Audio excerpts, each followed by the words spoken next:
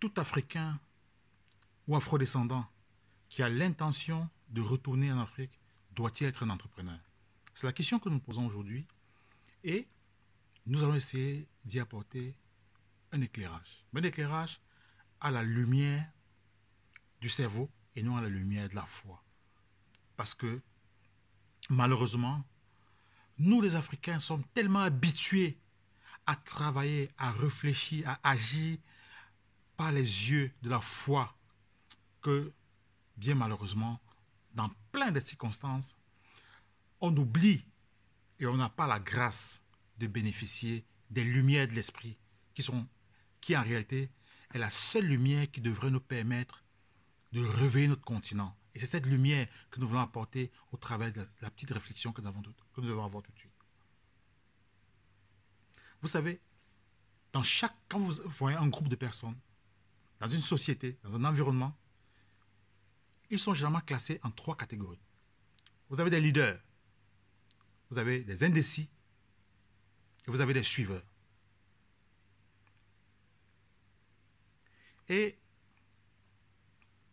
dans la diaspora africaine et afrodescendante, vous avez également ces 3 catégories d'individus dans la société qui sont intéressés par l'Afrique, qui ont marre de l'Europe, qui, comme nous l'avons déjà dit dans les vidéos précédentes, ont envie d'apporter quelque chose à leur continent, qui sentent qu'elles ont de la valeur ajoutée qu'elles veulent apporter à ce continent, qui sentent les opportunités qu'il y a sur le continent, qui ont des parents là-bas, qui ont envie d'agir là-bas, tout simplement, qui ont envie d'être utiles pour notre continent. Mais nous constatons que ce qui se vend aujourd'hui, ce qui est à la mode, c'est l'entrepreneuriat. Moi, je n'ai rien contre l'entrepreneuriat. Ici, c'est la tribune. Ici est une tribune de l'entrepreneuriat également. Mais c'est un entrepreneuriat qui doit être fait autrement, qui doit être fait justement à la lumière de l'intelligence, qui ne doit pas être fait avec les âmes, avec les ingrédients, avec les résidus de ce que nous ont laissé les colons et tous ceux qui nous ont dominés, nous ont obligés, qui font que de manière intuitive, de manière inconsciente, on prend des décisions tellement individuelles qu'on oublie que nous sommes dans un environnement qui doit être participatif. Pourquoi est-ce que les Noirs ne sont pas forts? Mais les Noirs ne sont pas forts simplement parce que chacun travaille seul. Pas parce qu'il manque d'intelligence. Nous avons des intelligences dans tous les domaines.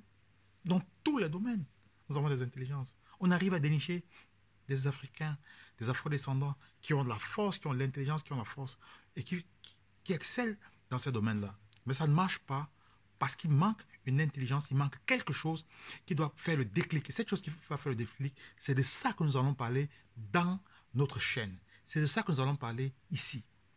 Donc, pour revenir à cette question, chaque fois que vous avez un environnement, une société, et que vous avez ces 3 types d'individus, il faut savoir que dans la diaspora, dans les afro-descendants, dans le groupe de toutes les personnes qui sont intéressées par le retour en Afrique, vous retrouvez ça également. Et vous avez des personnes qui n'ont pas l'intention, qui n'ont pas du tout envie d'être des leaders. Parce qu'être un leader, être un chef d'entreprise, ça nécessite une certaine abnégation, ça nécessite une certaine disponibilité, ça nécessite une certaine haine, ça nécessite une certaine témérité, ça nécessite même une envie tout simplement. Mais il y en a qui n'ont pas envie d'être leaders. Mais on le voit tous les jours dans une entreprise. Parmi ceux qui travaillent, vous avez des gens à qui on propose des promotions qui ne veulent pas. Vous avez des gens qui disent je ne veux pas postuler à tel poste parce que ça ne m'intéresse pas, parce que je ne veux pas avoir ces responsabilités. Mais vous n'allez pas obliger ces personnes à devenir des leaders. Non. Vous avez dans la société des personnes qui aimeraient être simplement des rentiers, mais qui veulent être utiles à l'Afrique aussi, mais qui ont le droit d'être utiles à l'Afrique. Vous avez des personnes qui veulent aller continuer à faire en Afrique ce qu'elles ont fait ici, c'est-à-dire être les employés là-bas. Mais il n'y a pas de mal à être employé. Qu'on arrête de faire croire aux gens qu'on est un esclave parce qu'on travaille. Ce n'est pas vrai. Je le dis, je répète encore, je ne suis pas ici en train de dire qu'il ne faut pas faire l'entrepreneuriat. Mais je dis qu'on ne peut pas être 1,4 milliard d'individus en Afrique qui seront tous des entrepreneurs. Ce n'est vrai nulle part. Ce n'est pas vrai en Chine. Ce n'est pas vrai en Argentine. Ce n'est pas vrai en Inde. Ce n'est pas vrai en France. Ce n'est pas vrai aux États-Unis. Ce n'est pas vrai en Allemagne. Ce n'est vrai dans aucun pays. Aucun pays ne s'est construit sur la base simplement de l'entrepreneuriat. Ce n'est pas vrai. Qu'on arrête de vendre ça aux gens. Je ne suis pas contre les gens qui font l'entrepreneuriat. Mais on ne peut pas faire croire aux gens que tout le monde doit être entrepreneur. Ce n'est pas vrai. C'est pas vrai. Donc, nous, à travers Back to Africa, nous pensons qu'il y a un autre moyen de concilier tout ça, de permettre à tout le monde de rentrer et d'être utile au continent. Mais pour toi, qui est intéressé par le retour en Afrique et qui ne veut pas à tout prix être entrepreneur, qui ne te sent pas l'âme d'être entrepreneur, parce que tout le monde n'est pas fait pour être entrepreneur. Il y a des gens qui suivent les mouvements. C'est les suiveurs, comme dans une société. Et c'est là-dessus que jouent nos hommes politiques et tous les leaders, justement. Il faut savoir déceler. Un vrai leader, c'est celui qui sait déceler dans une population donnée ceux qui sont des leaders.